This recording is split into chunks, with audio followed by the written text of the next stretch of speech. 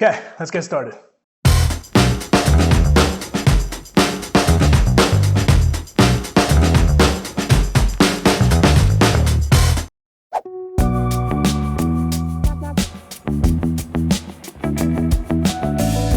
A conditional offer is an offer with conditions that protect the buyer. These are requirements that the buyer must meet in order to make this deal firm.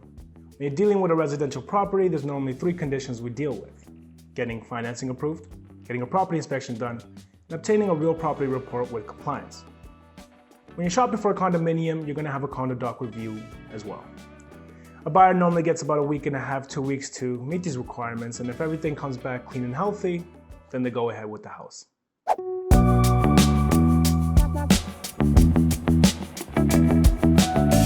Now this one's interesting. If you called me today and said you wanted to buy a house tomorrow, sure, we could do it. You don't necessarily need to have a pre-approval in place. But if you're planning on buying a house 2 months down the road, please go get a pre-approval. Especially in a market like this, when buyers are willing to pay extra 2 to 5 grand, sellers don't care. Sellers care if you have a pre-approval, and that's what I've been successful in with my clients, is writing an offer and then submitting it with the pre-approval letter. So I would definitely get pre-approved.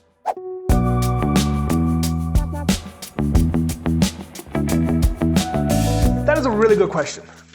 I don't know if it's the spontaneous schedule every time you wake up, the 13 to 14 hour work days, having breakfast and lunch in your car, clients that ghost you after you worked so hard on a deal, sellers that don't list with you but they list with their family friends. That is, I don't know, all those things are really great, you know? The money, I don't know. I don't really think about the money, you know?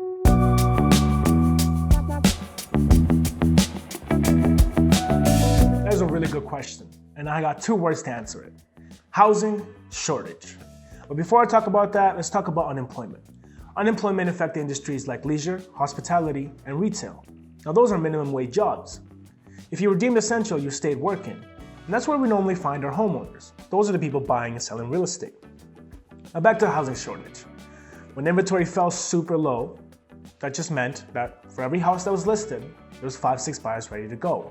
And with the banks making the interest rates so beautiful, it incentivized people to buy more. Now, less houses to buy, more buyers on the market, and 2 and 2 go together. That's why we see this crazy activity happening.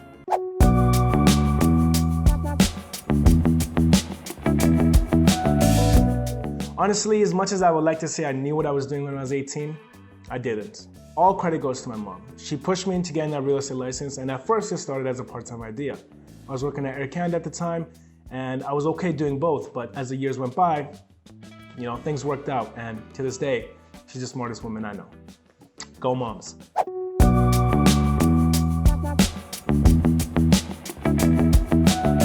Honestly, the biggest obstacle is turning this business into a lifestyle. That's what it is. Real estate agents can't leave their work at work. It follows them everywhere they go. You are your brand. And the obstacle is realizing that. Realizing that you don't represent you anymore, you represent your whole business. And the quicker you realize that, the quicker you can go to work.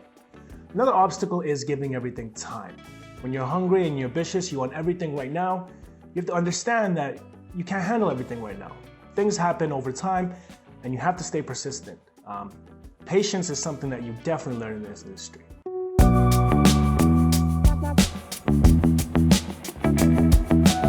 Okay, so they say if your dreams don't scare you, they're not big enough. So with that being said, I want to have my own TV show. I want to sell $1 million home. I want to be the LeBron James of real estate. I want to be on $1 million listing. I want to do keynote speaking. I want to write a New York Times bestseller down the road. I want to sell a $100 million home. I want to sell a house all crypto, no cash. I want to sell a $200 million home. I want to travel the world and do what I do. I want to be the first real estate agent with his own shoe. I want to call up Nike and be like, yo, Nike, let's work. Or Aldo. I'll listen to both offers at this point.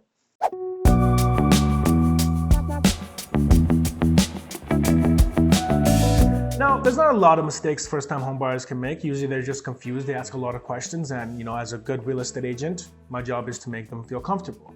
But one thing I can't stress enough is that when it's all said and done, the bank's approved your mortgage and you're 2 months away from possession, don't buy a brand new car.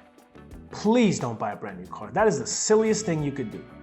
Please don't take out a loan. Don't do anything that adds to your liabilities. Sit tight, relax, let the lawyers do the closing documents, and wait for the keys. Please.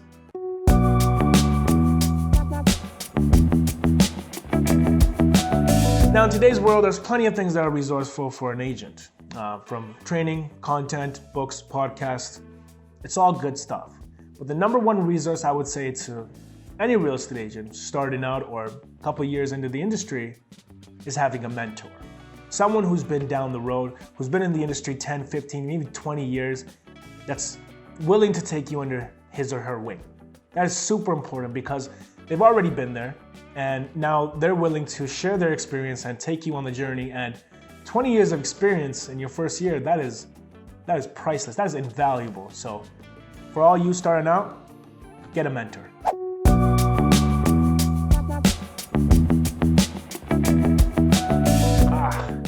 Summer is almost here, spring is now. It's always a good time, people are generally in a better mood. But what I'm looking forward to the most is my new brokerage and my new team, MVP Realty. I'm excited for this new venture. I'm excited to conquer the world one day at a time, and there's gonna be some super exciting stuff happening here, so I'm excited to share it with you guys.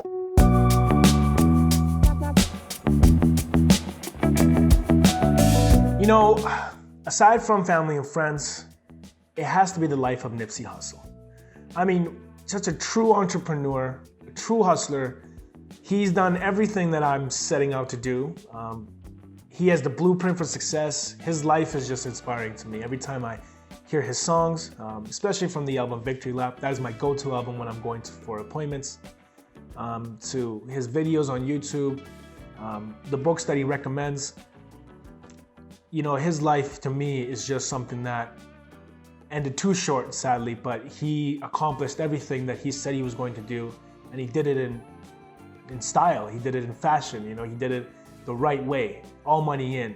And he really shows you that you don't need help. You can do everything independently and, you know, have everything for yourself. And I think that's the biggest thing in business is knowing that this is yours, right? This is nobody else's. No one else has a hand in it. This is you, and all the work that you put in is going to be rewarded. So Nipsey Hussle is a true inspiration in my life, and rest in peace to, you know, a legend.